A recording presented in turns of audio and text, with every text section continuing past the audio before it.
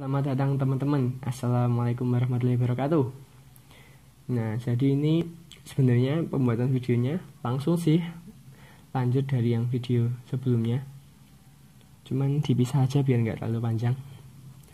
Jadi ini soal SIMAK UI tahun 2019. Sekarang kita sampai nomor 54. Ini pakai apa ya? Ngasih lihat gimana aku ngerjainnya. Ya, walaupun nggak sama persis ketika aku ngerjain, nah, tapi semoga bisa membantu. Oke, kalau nemu soal kayak gini, ada volume, ada mol, ya ada suhu. Nah, ini terus dikomposisi jadi nitrogen dioksida. Nah, biasanya ini aku nulis langsung NO2 gitu. Kan sambil baca kan nulis bentar. Kan nggak habisin waktu gitu.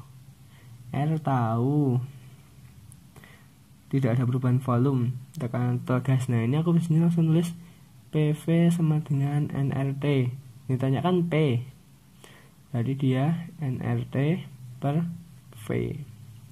N nya N total. Kenapa? Karena tekanan total itu sebanding dengan mol total gas yang ada di situ. Hukum Dalton ya, ingat ya. Nah, N nya dari mana? N nya dari AR 2 mol. 2 mol. Terus dari N2O4 ini 1 mol atau berapa? Nah, ini N2O4 ini dia jadi 2NO2 kan. Yang awalnya 1 mol dia jadi 2 mol. Berarti ini 2 tambah 2. Berarti N nya 4 ya. 4 kali RT per 2,5 berapa? 1,6 RT. Nggak ada kan pilihannya? Ya udah, biasanya gini. Kadang kalau misalnya aku masih ngerasa cukup waktunya, aku coba lagi seret, wah ternyata dapat segini lagi. Nah, ya udah lewat aja. Sebenarnya bisa ya, misalnya ini dicoba 1, ini 2, nanti ketemu hasilnya kalau nggak salah yang D. Tapi kan kita nggak tahu apakah dia beneran salah soal atau gimana, makanya main aman mendingan dikosongin aja. Nah, terus ada soal nomor 55. Suatu larutan penyangga dibuat dengan mencampurkan 50 ml jadi CaCOH 0,15 molar, ada Ka-nya. Dengan 50 ml senyawa itu. Nah, terus ditambahkan NaOH 25 ml. Konsentrasi ion CH3CO- setelah penambahan basa adalah. Nah, jadi ini tuh biasanya aku nulis di atasnya sini langsung. Ini molnya berapa? 7,5 ya, 7,5 milimol. Ini 15 milimol. Nah, biasanya aku langsung nulis di situ sih. Nah, terus penambahan 25 mili NaOH 0,1 molar. Berarti dia berapa NaOH-nya? 2,5 milimol. Nah, NaOH kan basa ya, dia akan bereaksi dengan asam. Asamnya kan ini.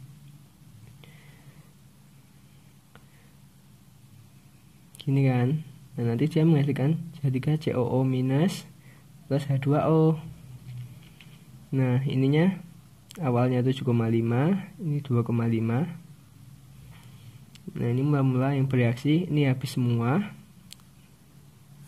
Nah, sisanya di sini ada, ini menghasilkan CH3COO- 2,5. Sisanya ini 5 habis 2,5.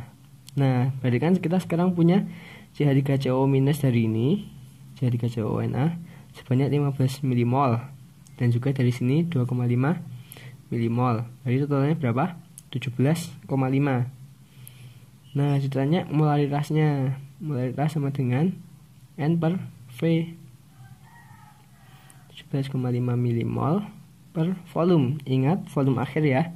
Volume total 50 tambah 50 tambah 25, 125. Nah, nanti didapat 0,14 yang C. Terus nomor 56. Ke dalam 300 ml larutan asam benzoat 0,2 molar ditambahkan KOH sebanyak 2,8 gram. Jika Ka asam benzoat, nah kalau ada Ka-nya, misalnya kita nggak tahu asam benzoat itu asam lemah atau kuat, kalau ada Ka-nya kecil gitu berarti dia asam lemah. kalau Ka-nya gede banget itu biasanya asam kuat.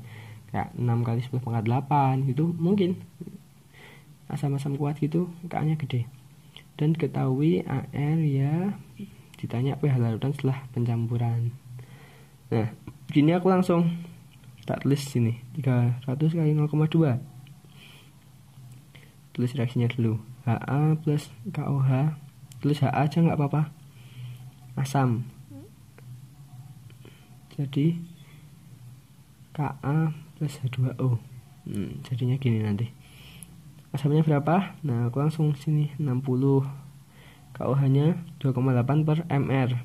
KOH ini tambah 1, 40, 56.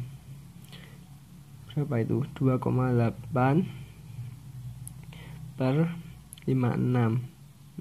Seper 20 ya. Tapi ini mol. Kalau dijadiin milimol kali 1000 kan. Coret jadi 50 milimol. Nah, berarti di sini kita punya 50 milimol. Mula reaksinya 50. Kenapa 50? Karena ini bereaksi semua habis. Sisanya ini 10. Ini habis nih 50. Nah, kalau misalnya dia sisanya yang asam lemah sama basa konjugasinya, nanti dia jadinya buffer. Kalau misalnya di sini habis semua, tinggal yang sini tok, nanti dia hidrolisis. Nah, ini kan sisanya ini dengan ini. Jadi dia buffer asam. Karena yang diketahui Ka ya biasanya trikinya gitu. Kalau Ka jadi buffernya asam. Langsung H plus sama dengan Ka kali mol asam per mol basa. Langsung aja 6 kali 10 pangkat minus 5. Mol asamnya 10, mol basanya 50 kan. Langsung 1/5 juga boleh. Nah, atau tulis saja 0,2 gitu ya. 0,2 kali 6 1,2 kali 10 pangkat minus 5. Berarti pH berapa?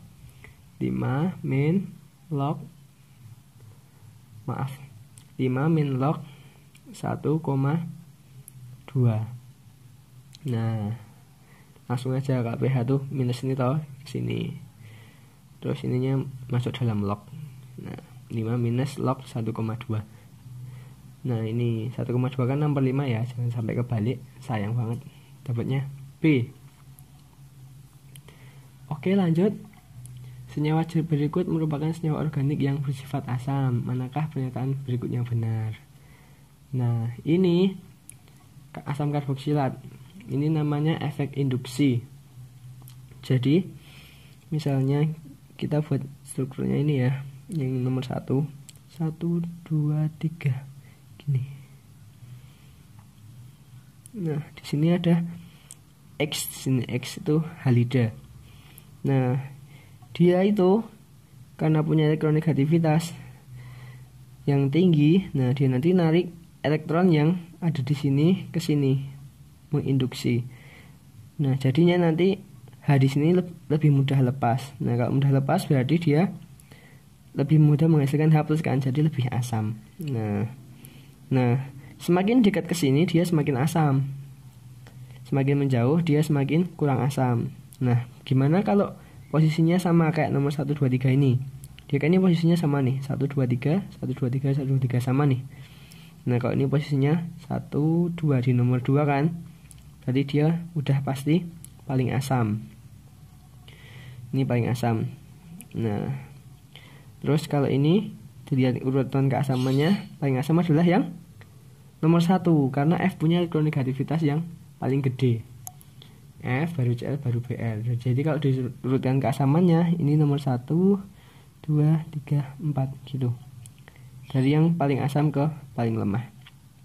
Oke, senyawa 1 merupakan senyawa dengan keasaman yang paling rendah. Salah ya, paling rendah yang nomor 3. Senyawa 2 lebih asam daripada senyawa 3. Benar salah? Benar ya, lebih kuat. Senyawa 3 lebih asam daripada senyawa 1. Salah. Senyawa 4 merupakan yang paling asam. Benar. Berarti jawabannya yang C, 2 dan 4. Nah, terus ini. Berikut ini merupakan data potensial reduksi. Nah, ini senang banget nih aku soal kayak gini. Bisa dibilang bonus juga ya. Nah, ini kan udah ada data nih. Lihat aja. Ini AU plus di kiri, ini juga di kiri, berarti dibiarin aja. Ini SN plusnya di kanan, berarti ini dibalik kan. Dibalik berarti tandanya jadi plus. Nanti dijumlah, plus tambah plus jadi plus. Jadi dia spontan. Oh ya, kalau spontan itu kalau E0-nya plus ya. Nah, terus yang jadi catatan di elektrolisis, di sel volta ini dia misalnya dikali koefisiennya dia nggak berubah nilai E0-nya. Terus nomor ya 2, Ni2 plus di kiri ya, terus Fe2 plusnya di kanan, berarti ini tetap minus, ini jadi plus. Plus 401 dikurangi 230 jadinya kan positif toh. Nah berarti ini benar. Ini Sn2 plus, berarti ini tetap. Fe nya di kanan berubah jadi plus. 410 dikurangi 140 masih positif ya. Nah berarti dia spontan. Kalau 1 2 benar pasti 3 juga benar ya. Nah terus ini AU. Oh lihat yang plusnya aja, Fe2 plus ini di kiri, berarti ini tetap minus. AU plusnya di kanan, ini kan harusnya di kanan toh, jadi berubah jadi minus. Minus tambah minus jadinya kan tetap minus, berarti ini enggak spontan. Berarti jawabannya yang A. Oke. 59. Struktur senyawa yang merupakan contoh isomer posisi. Apa itu isomer? Punya rumus senyawa yang sama, namun susunannya beda. Kalau isomer posisi berarti cuma beda posisinya doang. Biasanya isomer posisi itu ya di ikatan rangkap, terus isomer, terus yang ada gugus fungsinya gitu. Cek nomor 1. Ini jelas bukan isomer ya, karena rumusnya aja beda, jumlahnya beda. 1 2 3 4, 1 2 3 4 5, beda ya. Ini juga, ini ada rangkapnya, ini enggak ada. Alkena sama alkana kan rumus umumnya beda ya, jelas beda. Maaf jelas salah. Terus ini dia sama ya, rumusnya, strukturnya sama. Maaf bukan sama, mirip. Nah, cuman beda di sini nih. Ini kan CH3 nih. CH3. Nah, jadi dia isomer cis-trans gitu kan, isomer struktur. Jadi dia bukan isomer posisi. Nah, ini yang salah ini pasti bener. Sebenarnya yang D. Ya, alasannya karena 1 2 3 4 5, 1 2 3 4 5 ada O-nya. Sama-sama keton. Nah, cuman beda posisi aja nih. Ini di posisi 2, posisi 3. Ya, gitu teman-teman. Nah, terus nomor terakhir nih. Nah, biasanya soal-soal yang akhirnya kayak enak karena nggak banyak hitungan toh, paling yang kayak nomor 58 tadi hitungan tapi nggak dihitung juga bisa sebenarnya.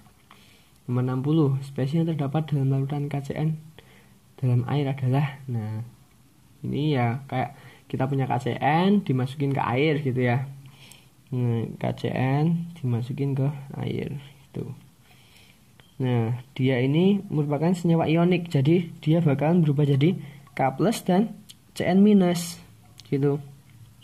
Nah, terus karena dia ionik, jadi dia nggak dalam bentuk KCN, dia pasti semuanya berubah jadi K+ dan Cn-, berarti 4 salah. Nah, terus pasti jawabannya A ya ini ya. Nah, tapi penjelasannya kenapa HCN?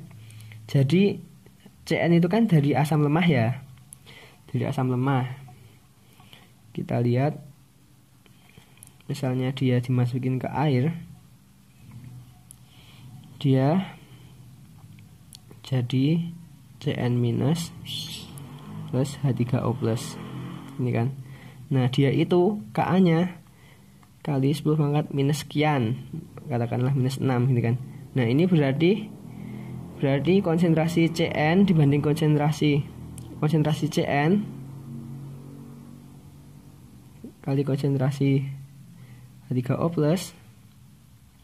per konsentrasi HCN itu dia berapa kali 10 pangkat minus. Nah, kalau 10 pangkat minus berarti kan yang bawah kan lebih gede nih, lebih gede. Nah, berarti secara tidak langsung sebenarnya informasi ini memberitahu kita kalau dia itu lebih suka menjadi HCN ketika larutkan dalam air.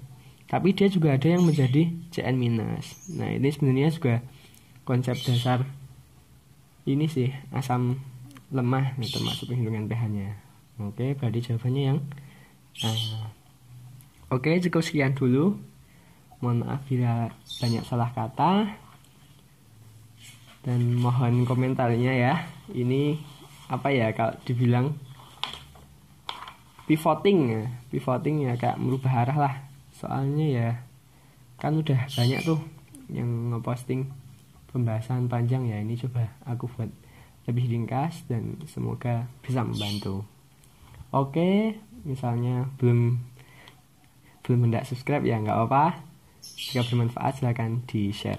Oke, sekian dari saya. Wassalamualaikum warahmatullahi wabarakatuh.